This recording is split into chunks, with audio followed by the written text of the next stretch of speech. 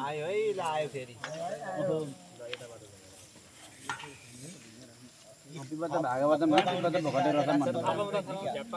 ए मेरो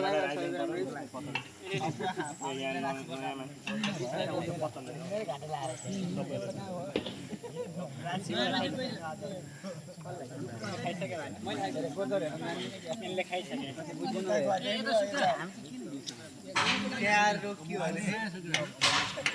रोकियो के यो अगाडिको राखेले गर्दा मलाई प्रभाव परेको हो ल गजेन्द्र धाम गुरुकुलमा यो चाहिँ प्रसाद ग्रहण गर्दैछु म हामी सबै भव्य र दिदीको साथमा ग्रहण गर्दैछु पुरानो मात्रै हो अरु तपाईँ मिलाएर गर्नु